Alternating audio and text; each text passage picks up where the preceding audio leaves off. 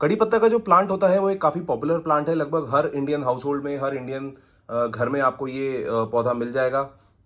क्योंकि इसका जो मेन फ़ायदा होता है, काफ़ी इसके हेल्थ बेनिफिट्स होते हैं। काफ़ी लोग इसकी टी बना के भी पीते हैं, काफ़ी लोग इसको कुकिंग में भी यूज़ करते हैं। और आयुर्वेदिक सिस्टम में, जो आयुर्वेदिक सिस्टम है खाना बनाने का और दवाइयों का, उसमें कड़ी पत्ता की जो लीव्स होती हैं वो काफ़ी यूज़ होती हैं। तो काफ़ी गार्डनर्स इसको अपने घर में ग्रो करते हैं, लेकिन उनके चैलेंजेस होते हैं कड़ी पत्ता के पौधे को लेके कि उनका जो प्लांट है वो अच्छे से ग्रोथ नहीं कर रहा, बहुत ज़्यादा स्टेम्स नहीं आ रही, और जो प्लांट है वो बिल्कुल घना नहीं है। अगर घना भी है तो अगर ग्रो भी कर रहा है तो बिल्कुल लेगी लेगी सी दो पतली सी डंडियां आ रही हैं और बहुत ज़्यादा उसमें पत्तियां भी नहीं है। तो इस वीडियो में मैं आपसे कुछ ऐसी टिप्स शेयर करूंगा जो अगर आप फॉलो करेंगे अपने कड़ी पत्ता के पौधे पे, तो आपका प्लांट बहुत बढ़िया तरीके से ग्रो करेगा और बहुत ज़बरदस्त तरीके से उस पर लीव्स आएंगी। तो प्लीज़ पूरी वीडियो देखिए। मेरा नाम अक्षय और मैं सब लोगों का राइट गार्डनिंग यूट्यूब चैनल में स्वागत करता हूँ।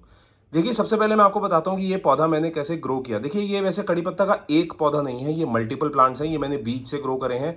जब कभी भी आपके पास एक मदर प्लांट होता है कड़ी पत्ता का, तो उसमें बहुत ज़्यादा बीज आते हैं, और जब वो बीज थोड़े से काले रंग के हो जाते हैं तो वो बिल्कुल मैच्योर हो जाते हैं प्लांट करने के लिए। तो उन बीजों को कुछ, जब बीज होते हैं कड़ी पत्ता के पौधे में तो हरे बीज होते हैं। हरे बीजों से पत्ता जो है, वो प्लांट जो है वो नहीं ग्रो करता।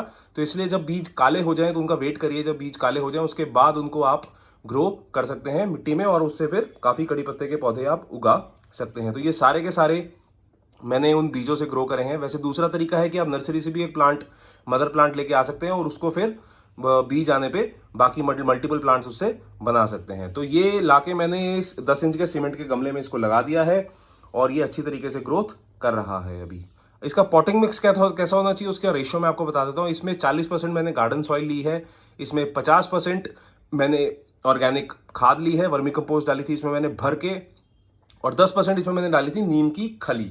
नीम की खली मैंने इसलिए डाली थी क्योंकि वो जड़ों में अगर किसी तरीके का फंगल अटैक होता है या कीड़े अटैक करते हैं प्लांट के जड़ों में, तो उससे आपके पौधे को सेव करता है।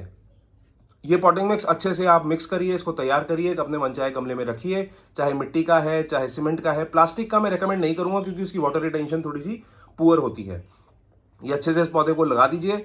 और फिर लोग बात करते हैं हम लोकेशन की, कि इस पौधे को कहाँ आपको रखना है। देखिए, कड़ी पत्ते के प्लांट को धूप की जरूरत होती है अच्छी तरीके से ग्रोथ करने के लिए। तो इसको कम से कम ऐसी लोकेशन पे रखिए जहाँ पे 3 से 4 घंटे की धूप इसको मिल जाए। वो इसकी ग्रोथ के लिए बहुत अच्छी है, नई ग्रोथ के लिए, नई स्टेम्स ग्रोथ के लिए और नई लीफी ग्रोथ के लिए। तो 3 से 4 घंटे की धूप इसके लिए मस्ट है। कई लोग मुझसे पूछते हैं कि इसको इंडोर्स ग्रो किया जा सकता है कि नहीं। कि देखिए, ये इंडोर्स ग्रो हो जाता है, लेकिन जितना घना ये पौधा आपके सामने वाला है उतना आपका प्लांट शायद घना ना बन पाए। और काफी चैलेंजेस लोगों को कड़ी पत्ता के पौधे को ग्रो करने का आते हैं अपनी बालकनी में भी, क्योंकि उनकी बालकनी में प्रॉपर धूप नहीं आती और इसकी वजह से उनका जो प्लांट है वो खराब रहता है। तो सनी लोकेशन इसके लिए चूज करिए। और अब बात मैं बता देता हूँ वाटरिंग के बारे में। देखिए, वाटरिंग इसको जब करनी है जब इसकी रिक्वायरमेंट हो। इसमें डेली वाटरिंग करने की बहुत ज़रूरत नहीं है। कई लोग क्या करते हैं कि एक पौधा है, इसको डेली पानी की ज़रूरत है, तो इसमें डेली एक डब्बा पानी डाल दिया या अपने तरीके से पानी स्प्रिंकल कर दिया और चले गए। देखिए, हर प्लांट की जो रिक्वायरमेंट होती है वो अलग होती है। आप उसमें रोज पानी नहीं दे सकते। जब उसकी रिक्वायरमेंट है, उसको आपको अपने आप लग जाएगा कि उस प्लांट को रिक्वायरमेंट है। वो रिक्वायरमेंट आपने कैसे पता करनी है, जब कभी भी आपने प्लांट में पानी देना है तो आपने चेक करना है कि उसकी जो टॉप सॉइल है वो गीली तो नहीं है। जैसे अगर मैं अभी इसमें टच करके देख रहा हूं तो थोड़ी सी नमी है प्लांट में, ये देखिए मिट्टी में थोड़ी सी नमी है, सूखापन नहीं है, तो इसमें मैं पानी नहीं दूंगा। तो हमेशा पानी देने से पहले मिट्टी की टॉप सॉइल को चेक कर लीजिए और देखिए कि उसमें अगर मॉइस्चर ऑलरेडी है तो पानी देने की जरूरत नहीं है। जितना पानी ऑलरेडी मिट्टी में है उससे काफी प्लांट जो है आपका अच्छी ग्रोथ कर लेगा। अब बात करते हैं फर्टिलाइजर्स के बारे में। देखिए, इसमें मैं कोई भी केमिकल फर्टिलाइजर देने की सजेशन नहीं दूंगा, क्योंकि इसकी जो पत्तियां हैं वो हम कंज्यूम करते हैं। तो इसमें आप सिर्फ ऑर्गेनिक खाद ही दीजिए। हर 2 से 3 महीने में एक मुट्ठी वर्मिंग कंपोस्ट या एक मुट्ठी गाय के गोबर की खाद आप दे सकते हैं। दोनों ही काफी अच्छी और ऑर्गेनिक सोर्सेज है न्यूट्रिशन का। अगर आप लिक्विड खाद की बारे में बात करना चाहते हैं तो एक लिक्विड खाद का ऑप्शन मैं आपको दे देता हूं, liquid seaweed fertiliser. Liquid seaweed fertiliser एक कॉन्सेंट्रेटेड फॉर्म की खाद है जिसमें 61 माइक्रो न्यूट्रिएंट्स होते हैं जो प्लांट को ग्रोथ करने में जरूरी होते हैं, जैसे कि कैल्शियम, मैग्नीशियम, फॉस्फोरस। बहुत सारे माइक्रो और मैक्रो न्यूट्रिएंट्स इसमें होते हैं जो प्लांट को ओवरऑल ग्रोथ में हेल्प करेंगे। देखिए, जो नॉर्मल गाय की गोबर की खाद और जो वर्मी कंपोस्ट है उसमें मैक्रो न्यूट्रिएंट्स होते हैं, लेकिन माइक्रो न्यूट्रिशन की थोड़ी सी कमी होती है। तो लिक्विड सीविड फर्टिलाइजर भी आप अपने फर्टिलाइजेशन शेड्यूल में डाल सकते हैं और आपका प्लांट बहुत अच्छी तरीके से ग्रोथ करेगा अगर आप ये फर्टिलाइजर उसमें देते हैं। वो फर्टिलाइजर देना कैसे है उसके बारे में मैं एक अलग से वीडियो भी बनाऊंगा, लेकिन मैं अगर आपको ऊपर ऊपर से बताऊं तो उसको जो कॉन्सेंट्रेट आता है वो 1 ml कॉन्सेंट्रेट आपने 1 लीटर में मिक्स करना है, अच्छे से डाइल्यूट करना है और जब वो 1 लीटर पानी तैयार हो जाए फर्टिलाइजर का, तो उसमें से 100 से 150 ml निकालना है और वो इस प्लांट में डायरेक्टली सॉइल में भी दे सकते हैं और ऊपर स्प्रे भी कर सकते हैं। उससे ज़्यादा नहीं करना, ओवर फर्टिलाइजेशन नहीं करना, नहीं तो प्लांट आपका स्ट्रेस में चला जाएगा। अब बात करते हैं इसमें किस तरीके की डिजीजेज होती हैं। देखिए इसमें मल्टीपल तरीके की डिजीजेज होती हैं। इसमें फंगल अटैक बहुत होते हैं। फंगल अटैक कैसे होते हैं, लोग बहुत ज़्यादा पानी देते हैं तो मॉइस्चर या ओवर वाटरिंग की वजह से फंगल इन्फेक्शन उसमें डेवलप हो जाते हैं प्लांट में और धीरे धीरे जो रूट्स हैं वो गल जाती हैं। इसको रूट रॉट कहते हैं। जड़ें गल जाती हैं और प्लांट अपना मर जाता है। फिर इसमें स्पाइडर माइट्स का बहुत अटैक होता है। आपने देखा होगा कि कड़ी पत्ते के पौधे में बहुत सारे जाले जाले लगे हुए हैं, तो वो स्पाइडर माइट्स करते हैं, तो वो भी इसमें काफ़ी फ्रीक्वेंट अटैक्स होते हैं। अभी जैसे हाल ही में बरसातें होकर हटी हैं, तो बरसातों के बाद ये काफ़ी बीमारियां, दोनों ही तरीके की बीमारियां इस प्लांट में लगती हैं। तो कैसे आपने अपने प्लांट को बचाना है, आपने क्या करना है, एक नीम ऑयल कॉन्सेंट्रेट आता है, वो भी कंप्लीटली ऑर्गेनिक है, कॉन्सेंट्रेट फॉर्म में आता है। 1 ml 1 लीटर पानी में आपने डाइल्यूट करना है और जब वो 1 लीटर पानी तैयार हो जाए उस सोल्यूशन का, वो 100 से 150 ml लेना है और अपने प्लांट में ऊपर आपने स्प्रे भी करना है और नीचे डायरेक्टली सॉइल में भी आप अप्लाई कर सकते हैं।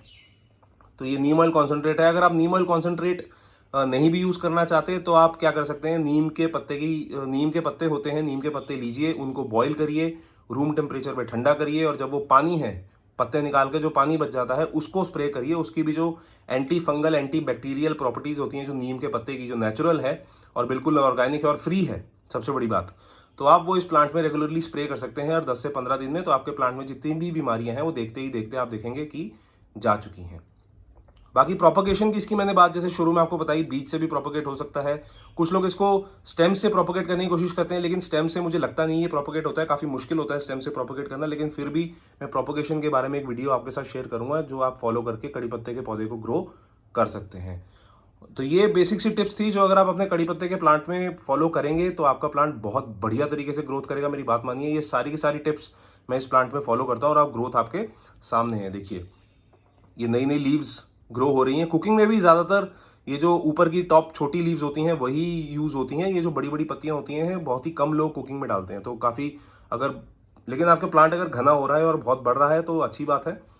ये टिप्स फॉलो करिए और मुझे बताइए कि आपके प्लांट ने कैसे रिएक्ट किया इन टिप्स पे। अगर इस प्लांट के बारे में आपके पास कोई और जानकारी है तो प्लीज़ कमेंट करके हमें बताइए ताकि बाकी लोग भी आपके एक्सपीरियंस से कुछ सीख सकें।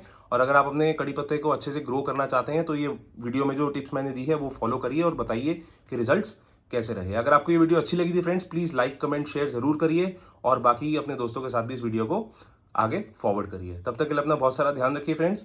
Thank you, good bye.